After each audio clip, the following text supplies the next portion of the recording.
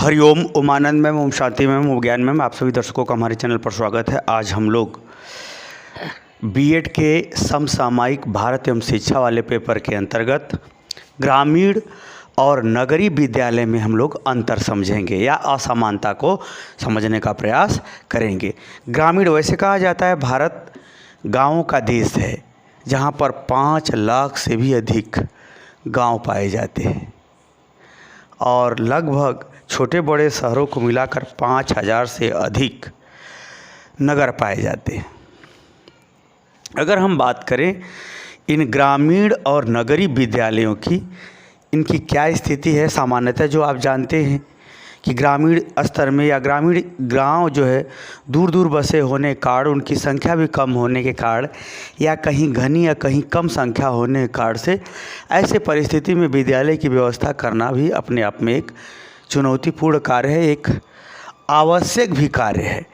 उसी तरह से अगर हम नगरों की बात करें तो नगरीय विद्यालय में कंपटीशन की स्थिति बहुत अधिक है, जिसमें निजी क्षेत्र यानी प्राइवेट स्कूल अत्यधिक अपनी योग्यता या महारत या अपना शैक्षणिक, सामाजिक और गुणात्मक विकास के दृष्टिकोण से अत्यधिक प्रतिस्पर्धा की स्थिति उत्पन्न की है। इसलिए नगरीय क्षेत्रों में भी अगर विद्यालयों की बात करें तो निजी विद्यालय ज़्यादा आगे हैं, ज़्यादा प्रभावशाली हैं, ज़्यादा शिक्षण गतिविधियों में आगे निकल रहे हैं या आधुनिक शिक्षण, प्रशिक्षण इत्यादि गतिविधियों को बढ़ावा दे रहे हैं। तो अगर हम बात करें ग्रामीण और नगरीय विद्यालय में अंतर क्या होता है, इसको जानना इसलिए ज़रूरी है। जब आप अंतर जानते रहेंगे तब आप उन परिस्थितियों के अंतर्गत विशेष रूप से बातें समझ सकेंगे, आप उत्तम व्यवहार करते हुए एक अच्छे अध्यापक बन सकेंगे। आइए, अभी लिखे तो बहुत कुछ है लेकिन एक अभी आया तुरंत उसको मैं बताने का प्रयास करूंगा। अब अंतर देखते हैं। पहला अंतर अगर हम देखें, हालांकि यहाँ लिखे हैं, उसको देख लेते हैं। पहला अंतर देखें तो जितने ग्रामीण विद्यालय मिलते, ग्रामीण में जो विद्यालय मिलते हैं प्राथमिक स्तर के या उच्च प्राथमिक स्तर या माध्यमिक स्तर तक या उच्चतर माध्यमिक स्तर तक जो विद्यालय मिलते हैं, उसका संचालन, नियंत्रण या उसका जो बोर्ड होता है वह राजकीय बोर्ड होता है। राज्य स्तर पर ही वह संचालित किए जाते हैं, राज्य सरकार के द्वारा ही संचालित किए जाते हैं, राज्य का ही बोर्ड होता है। सामान्यतः ज़्यादा ऐसे ग्रामीण क्षेत्रों में मिलते हैं। अगर ग्रामीण क्षेत्रों में अन्य बोर्डों के भी अगर विद्यालय मिलते हैं तो उनकी संख्या क्या है, कम है।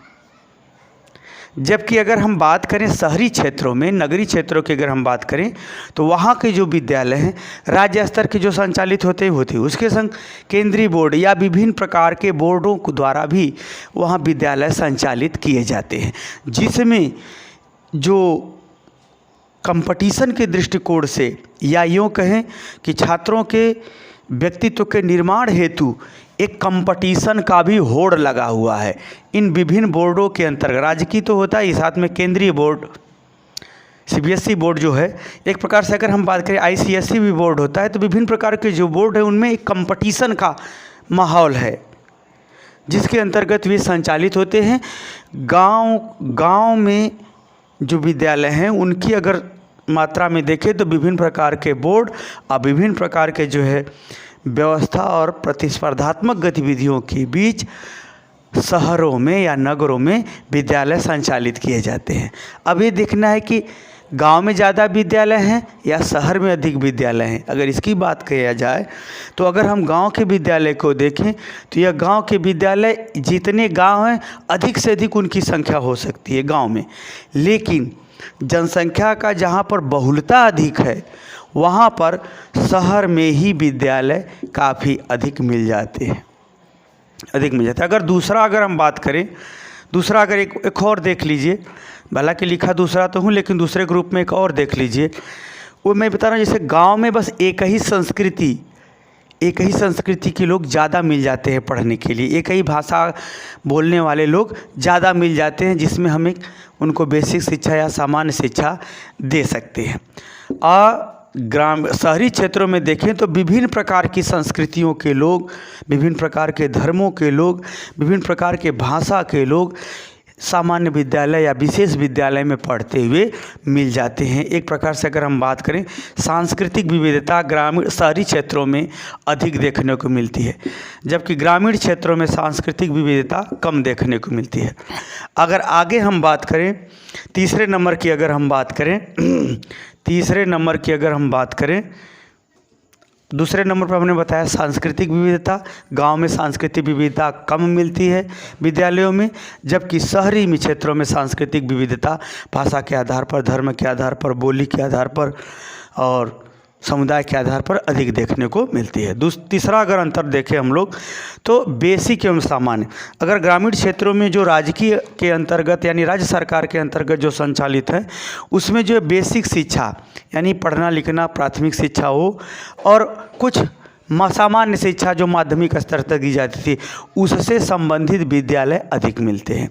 यदि कंपटीशन वाले भी अगर विद्यालय मिलते हैं ग्रामीण क्षेत्रों में तो उनकी संख्या क्या है, कम है, क्योंकि ग्रामीण क्षेत्रों में उतना अधिक पैसा लोग वहन नहीं कर पाते हैं, क्योंकि गांव में सामान्यतः सामान्य वर्ग या निम्न या गरीब वर्ग ही ज़्यादा रहते हैं।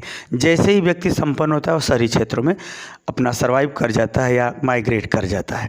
तो एक प्रकार से अगर बात करें तो सामान्यतः जो है बेसिक शिक्षा या सामान्य शिक्षा के ही ग्रामीण क्षेत्रों में शिक्षा दी जाती है, और अगर कुछ आधुनिक कंपटीशन वाला अगर विद्यालय है तो उसकी संख्या क्या है, कम है। जबकि अगर हम शहरी क्षेत्रों में बात करें तो शहरी क्षेत्रों में बेसिक और सामान्य शिक्षा तो है ही है, लेकिन इसके अलावा व्यावसायिक शिक्षा यानी किसी चीज़ का आप व्यवसाय से संबंधित, कंप्यूटर है इससे संबंधित शिक्षा लें तो आप कमा खा सकते हैं। उसी तरह से मेडिसिन से संबंधित आप जानकारी ले सकते हैं। प्रशिक्षण किसी चीज़ का आप ट्रेनिंग लेना चाहें, मशीन से संबंधित, कला कौशल से संबंधित, योग्यता से संबंधित, खेलकूद से संबंधित, वो भी पर्याप्त है। तकनीकी टेक्नोलॉजी का युग है ये है, किसी चीज़ को बनाना बिगाड़ना, मैकेनिक टाइप का भी कोई काम करना चाहें तो इससे भी संबंधित शिक्षा। अब इसके संग संग विशिष्टता, यदि बालक विशेष ही है, जैसे मूक बधिर बालक का कोई विद्यालय मिल जाएगा, बहुत प्रतिभाशाली है तो नवोदय विद्यालय शहरों में मिल जाएगा, ग्रामीण क्षेत्रों में नहीं मिलेगा। जो विशेष प्रकार का जो विद्यालय है, जैसे नवोदय विद्यालय है, मूक बधिर संबंधित विद्यालय है, या बालकों में जो अपराध किस्म के कोई अपराध कर दिया रहता है बालक, तो उसको सुधार गृह में विद्यालय जो संबंधी जो शिक्षा व्यवस्था की जाती है कि ताकि उससे समझा बुझा करके सही रास्ते पे लिया जाए, वो भी विद्यालय कहाँ मिलेंगे। यानी विशिष्टता से संबंधित, विशिष्ट योग्यता, विशिष्ट परिस्थिति या समावेशी शिक्षा के अंतर्गत विशेष प्रकार का विकलांग बालक है तो ऐसे बालकों से संबंधित विद्यालय या शिक्षा व्यवस्था शहरों में ही मिलेगी। कहाँ मिलेगी, नगरों में ही मिलेगी। आगे चलते चौथा अंतर अगर हम देखें तो सामान्यतः जो है ग्रामीण क्षेत्रों में जो विद्यालय हैं उनकी संख्या कम भी होती है, उसमें पढ़ने वाले बच्चे भी कम ही पाए जाते हैं। अगर हम शहरी विद्यालय में बात करें तो शहरी विद्यालयों की अगर बात करें तो शहर में सरकारी और निजी विद्यालयों की संख्या भी पर्याप्त होती है। इसमें सामान्य बालकों से, ध्यान दीजिएगा व्याख्या पे, उसमें सामान्य विद्यार्थियों के संग संग विशिष्ट योग्यता क्षमता वाले भी विद्यार्थियों को पढ़ने लिखने या विशेष प्रकार के विद्यालय में शिक्षा प्राप्त करने का अवसर मिल जाता है। ये अंतर है। अगर पांचवा अंतर देखें तो ग्रामीण क्षेत्रों में जो विद्यालय में ज़्यादातर परंपरागत शिक्षा या बेसिक शिक्षा से संबंधित होते हैं, अर्थात बालक के अंदर जो विभिन्न प्रकार का गुण हैं उन सभी प्रकार के गुणों को ध्यान में रख कर के पर्याप्त शिक्षा व्यवस्था कम है। पर्याप्त शिक्षा व्यवस्था क्या है, कम है। जबकि अगर हम शहरी में बात करें, शहरी के विद्यालयों की बात करें तो बालक के जो विशेष गुण होते हैं उसकी योग्यता क्षमता के आधार पर उसके गुणों का विकास करने हेतु अगर हम विद्यालय खोजें, विद्यालय में पढ़ाना चाहें तो ऐसे विद्यालय नगरीय क्षेत्रों में आराम से मिल जाते हैं, या ऐसे विद्यालय नगरीय क्षेत्रों में बालक के गुणों के विकास हेतु अपनी शैक्षणिक गतिविधियों को संपादित करते हुए मिल जाते हैं। ये भी एक प्रकार का अंतर है। आगे चलें, छठवां अंतर देखते हैं, व्यक्तित्व के चुनाव का कम अवसर। हर बालक अपने आप में विशेष होता है, चूँकि सामान्य व्यवस्था या बेसिक व्यवस्था के अंतर्गत ही उसे पढ़ाना पड़ता है, इसलिए जो विशेष प्रकार का बालक है उसके गुणों के विकास हेतु उसका विशेष व्यक्तित्व के निर्माण में विशेष क्षेत्र में उसके विकास का आधार कम बन पाता है या अवसर ही कम बन पाता है। जैसे आपको संगीत बहुत प्रिय है लेकिन म्यूजिक का विद्यालय गांव में नहीं है, तो आपका क्या होगा, व्यक्तित्व का आप चुनाव भी नहीं कर पाएंगे। अगर किसी तरह से चुनाव भी कर लिया तो उसको अवसर कम मिल पाएंगे। लेकिन शहरी क्षेत्रों में बालक के व्यक्तित्व के विकास हेतु अधिक अवसर भी मिलते हैं और बालक अपने गुणों को समझ गया तो उस स्वतंत्रता के आधार पर या वह स्वतंत्र हो जाता है या उसको इतनी अधिक स्वतंत्रता रहती है या वह अपने व्यक्तित्व के चुनाव होती की अपनी योग्यता के अनुसार विद्यालय में स्वतंत्र रूप से प्रवेश पा सकता है। नृत्य पसंद है तो नृत्य वाले विद्यालय में स्वतंत्र रूप से प्रवेश करके उसके आधार पर योग्यता क्षमता का विकास करके आत्मनिर्भर हो जाएगा। आगे अगर हम बात करें सातवां अंतर, तो यानी कुल मिलाकर अगर हम बात करें सातवां, तो सामान्य मूल्यांकन। हाँ, ग्रामीण क्षेत्रों में जो बालकों का जो बोर्ड होता है ज़्यादातर राजकीय से संबंधित होता है, उसमें एक प्रकार का सामान्य ही मूल्यांकन कर लिया जाता है, सामान्य ही मूल्यांकन हो पाता है। और अगर कोई बालक विशेष योग्यता क्षमता वाला है या प्राइवेट किसी विद्यालय में ग्रामीण क्षेत्रों में पढ़ रहा है तो उसकी अगर हम विशिष्टता की बात करें, यानी सामान्य मूल्यांकन सभी का, सामान्य मूल्यांकन यानी अगर उसकी हम मूल्यांकन की बात करें तो उसका भी उतना अच्छे से मूल्यांकन नहीं हो पाता। क्यों नहीं हो पाता? क्योंकि जब वो गांव क्षेत्रों में विशेष विद्यालय में भले ही पढ़ रहा है लेकिन जब वो गांव में अपने घर पर आता है तो वही संस्कृति, वही भाषा, वही व्यवहार उसे फिर उसको उसी संस्कृति या उसी व्यवहार में बनाए रखता है। इसलिए जो विशेष प्रकार के विद्यालय हैं उसमें भी नंबर क्या मिलते हैं अलग बात है, नंबर देने लेने की बात तो मत पूछिए, उसमें नंबर लुटाए भी जाते हैं वो अलग बात है, नंबर की बात नहीं। जो मूल्यांकन की बात मैं कर रहा हूँ, शैक्षणिक गतिविधियों के अंतर्गत मूल्यांकन विशेष विद्यालयों में ही सामान्य ढंग से ही हो पाते हैं। कहाँ पर? ग्रामीण क्षेत्रों के अंतर्गत जो विद्यालय है। अगर हम शहरी क्षेत्रों में बात करें तो सामान्य मूल्यांकन के संग संग विशिष्ट मूल्यांकन भी होता है, क्योंकि जो प्राइवेट सेक्टर है उस जो प्राइवेट यानी निजी विद्यालय हैं उसमें पाठ्यसागामी क्रिया, खेल कूद, म्यूजिक, शिक्षण प्रशिक्षण संबंधित कला कौशल, रंगोली, चित्र इत्यादि से संबंधित अनेक प्रकार की जो है शैक्षणिक व्यवस्था होती है, जिसके कारण से बालक का विशेष योग्यता का विशेष प्रकार से मूल्यांकन भी हो जाता है। ये शहरी विद्यालय या नगरीय विद्यालयों के अंतर्गत देखने को मिलता है। सामान्य तो यहाँ भी है, सामान्य यहाँ भी है, लेकिन इसकी विशिष्टता में विशिष्ट योग्यता क्षमता वाला अध्यापक, व्यवस्था, बोर्ड सब मिल जाते हैं, इसलिए इसका विशेष मूल्यांकन आराम से शहरी क्षेत्रों में हो जाता है। आगे है आठवां अंतर, सभी का नामांकन। अगर हम ग्रामीण क्षेत्रों में बात करें तो ज़्यादातर राजकीय यानी राज्य द्वारा संचालित विद्यालय पाए जाते हैं, जिसमें जो है सभी का नामांकन यानी सबको कुछ आए चाहे ना आए एडमिशन करना पड़ेगा, पढ़ने आए चाहे ना आए एडमिशन करना पड़ेगा। साथ में अगर कोई बालक विशेष प्रकार का योग्यता क्षमता है, पढ़ने में तेज है, तो उसका नामांकन विशेष यानी निजी क्षेत्र के विद्यालय में या कोई विशिष्ट प्रकार का जो ज़्यादातर जागरूकता और आधुनिक आवश्यकता से संबंधित शैक्षणिक गतिविधियों को संपादित करता है, तो ऐसे निजी विद्यालयों में विशिष्टता के आधार पर उसका एडमिशन हो जाता है। ज़रूरत पड़ती है तो कंपटीशन भी उसे देना पड़ता है, तो इसके थ्रू उसका जो है नामांकन हो पाता है। परंतु विशिष्टता से संबंधित जो है नामांकन इसकी संख्या कम है, या जो आर्थिक रूप से सामाजिक रूप से सबल वर्ग है, बुद्धिजीवी वर्ग है, ऐसे लोगों से की संख्या, ऐसे लोगों के पढ़ाने वाले छात्र जो है ज़्यादातर निजी विद्यालय में पढ़ते हैं, तो वहाँ पर थोड़ा कंपटीशन देखा जाता है या पाया जाता है। जबकि अगर हम सरकारी शहरी विद्यालयों की बात करें तो इसमें सभी का तो नामांकन सरकारी या राजकीय स्कूलों में हो जाता है, क्योंकि दोनों बोर्ड पाए जाते हैं।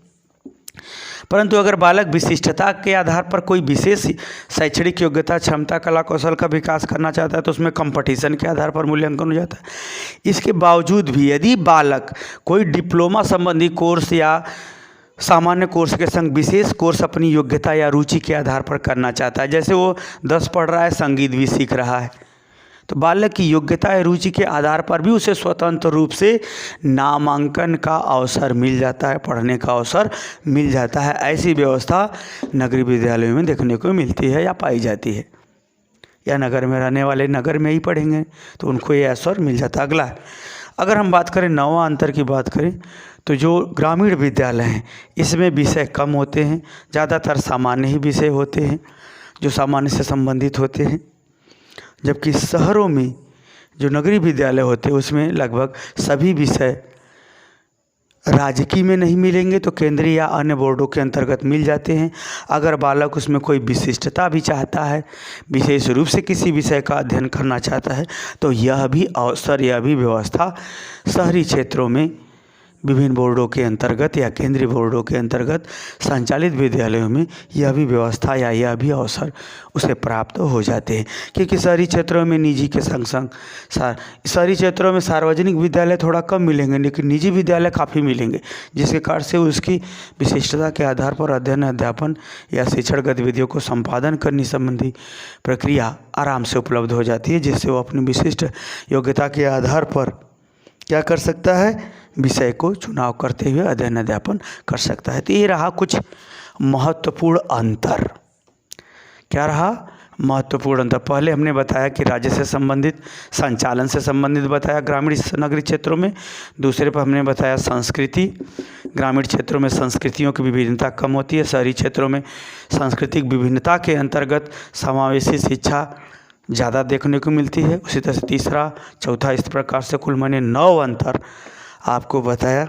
एक ग्रामीण और नगरीय विद्यालय में क्या अंतर होते हैं, क्या असमानता पाई जाती है, इसको मैंने समझाने का प्रयास किया। मुझे उम्मीद है कि आप समझ गए तो कमेंट बॉक्स में ज़रूर बताइए। साथ ही मेरे चैनल को लाइक, शेयर, सब्सक्राइब भी कीजिए। हरिओम।